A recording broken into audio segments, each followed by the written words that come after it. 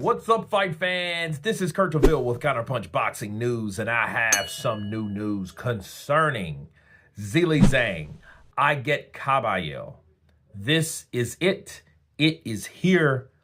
The fight prediction, breakdown, and keys of victory. And before I break it down, we have to start with a legendary tale of the tape. That is correct.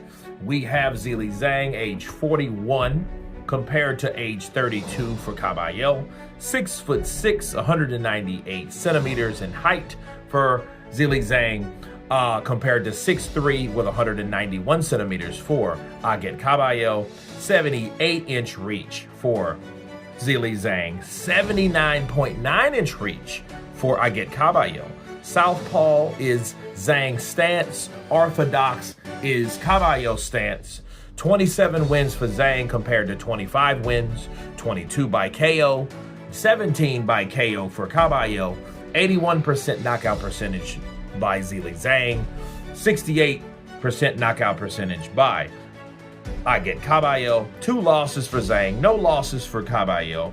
Never been stopped from either fighter. 1 draw from Zhang, and that was, I believe, the Curtis Harper fight, no, the Jerry Forrest fight, where he had a big scare. Okay, and the debut was 2014 for Zeilei Big Pain Zhang, and 2011 was the debut for Agit Kabayel. So he has the experience factor. He started earlier. 110 rounds pro for Zeilei Zhang versus 125 rounds for Agit Kabayel, okay? And you can see the rankings there. You know, the Ring Magazine has Big Bang 4, Kabayel 5, WBA 8, compared to 6 from Kabayel. 3rd rank in the WBC for Zhang. The 2nd rank, number 2 on the WBC for Agit Kabayel. Ranked number 1 for the WBO, and number 3 ranked for the WBO for Agit Kabayel. And the IBF, of course, they are not available, okay, based on their rankings and other sanctioning bodies. And let me counterpunch, okay? This is a very interesting fight, okay, because we've seen Big Bang do things that we've never seen other people do. He took out the Juggernaut. He took the punches from Deontay Wilder and ate them like they were Tic Tacs. He was able to drop Joseph Parker. Despite losing that fight, he was able to drop Parker twice with hard plummeting shots, okay? He has good form. He has terrible stamina, but he is very menacing and he has a good chin. I think his keys of victory is to get Agit Kabayel out early. Don't play with Kabayel because Kabayel does have the upper hand, which I will explain when I get to Kabayel. Kabayel is also more elusive. Zhang, I think he needs to cut the ring off and destroy Kabayel. Okay. Does Kabayel have anything for him to worry about? Yes, a lot. But I think, and I would imagine, if he can take Wilder's punch, if Wilder caught him, like he said, those punches hurt, but he was able to take them. You know, he was able to take Joseph Parker's punches, you know, along with Joe Joyce's punches and Philip Hrgovic's punches. You know, I think he should take the initiative and knock out Kabayel. I think that would be the best thing to do. If he hurts Kabayel, jump on Kabayel, learn how to finish better, because I think that's the issue with with Zhang. Zhang knows how to throw hard punches and land good combinations, but he reminds me in Wilder in a way. He doesn't know how to capitalize on them. He doesn't know how to get you out of there. He knows how to catch you with that 1-2, you know what I mean? But he doesn't follow up with shots. He's a very good counterpuncher. You know, they both are.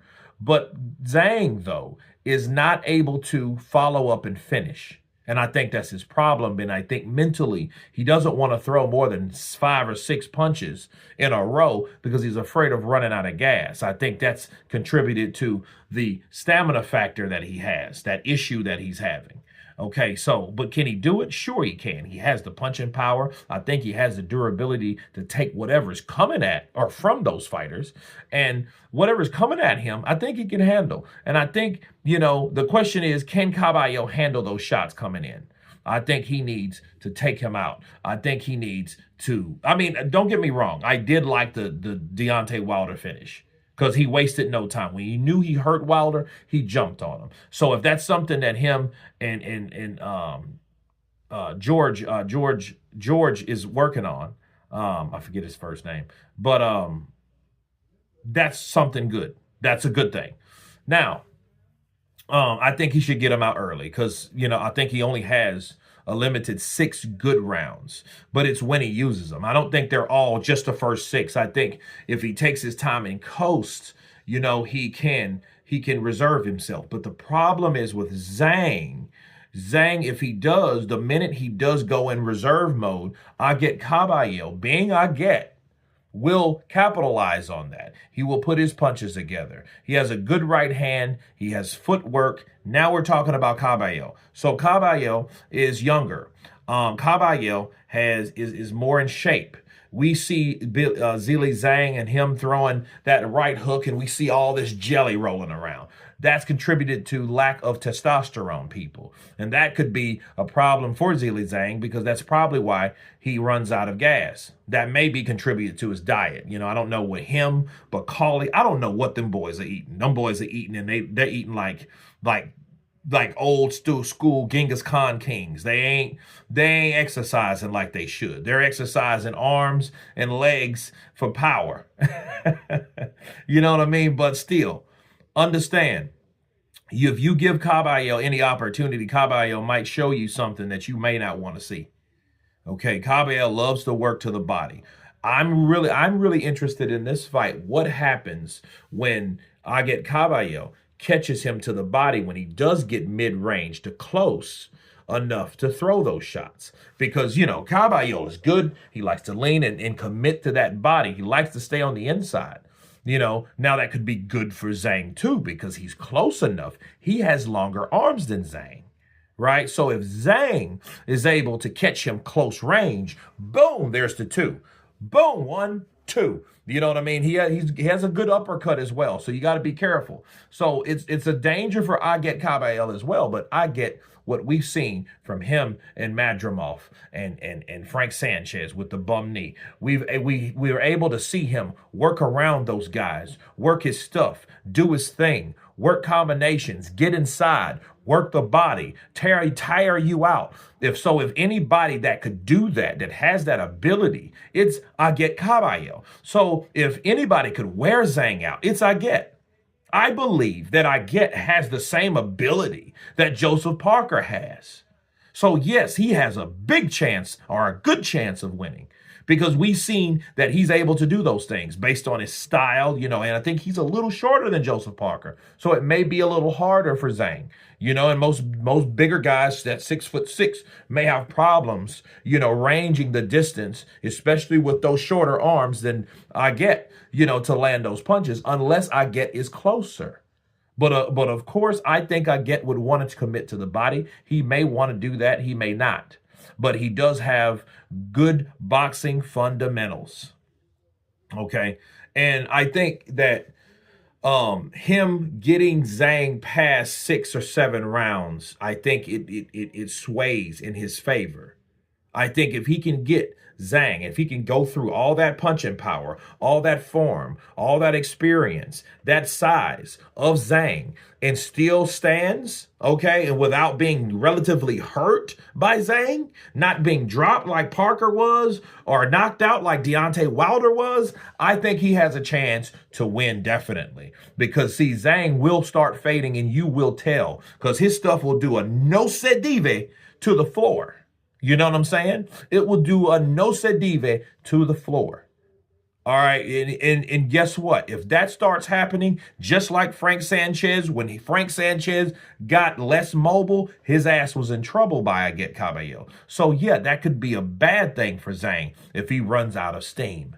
So he has to pace himself. We've seen that. We've seen that in the Hrgovic fight. We've seen that in the Parker fight. We may see that in this fight.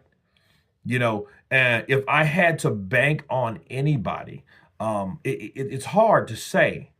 The keys of victory are there. Zhang has to jump on him, knock him out. Don't give him any excuses. Don't give him any time. Don't give him any space. I get Kabayel. Get past round 6.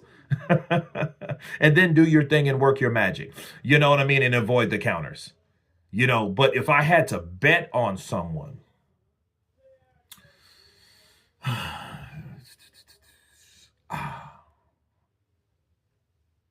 it's a hard one. It's a hard one, people. But if I had to bet on someone, anyone in this fight, it would be Zhang. Okay? And that wasn't easy. Okay? It was not easy to pick Zhang in this fight. Why? Because I get Kabayel is showing people that, hey, I'm that guy. I hadn't had the opportunities. I went the triple G route where people didn't want to fight me and I couldn't get those opportunities. But Zhang, I think, hits like no one that I get Kabayel has ever faced. That's the problem, and Madrimov is no Zhang. Frank Sanchez, for the most part, he had a surgery right after that fight. So chances are he was injured going into that fight. You know what I mean? So I don't think he was 100%. And that being said, I think I'm not going to call it the smoking mirrors, but, there's reasons for certain things happening. Now, I'm not taking anything away from Agit Kabayel. I think Agit Kabayel is very good, but I think he's young, and I think Zhang should fight harder because he's older. But then again, when will it be that time where you do find out that you are older and your body is not responding like it did 3 or 4 fights ago or 2 or 3 years ago? So it's a very good matchup. And I give it to Zhang, 51-49, 51% to 49%. It's razor thin, people. It's razor thin. But I have Zhang by stoppage because he's going to have to, because if he doesn't, I get Kabayel will come in and steal the show. And I don't think there's any let up in I get Kabayel either, because he don't stop until he gets the job done. If you look at Madrimov, he didn't stop until Madrimov's ass was down. Frank Sanchez, he didn't stop until Frank's ass was down. So I don't see him coasting and being secure or comfortable with a decision win. I don't see that at all. If Zhang runs out of gas, that's his ass. Bars. But you guys tell me what you think about this breakdown, keys of victory between Zeilei and I get Kabayel. Of course, please subscribe. And you guys been Counterpunch.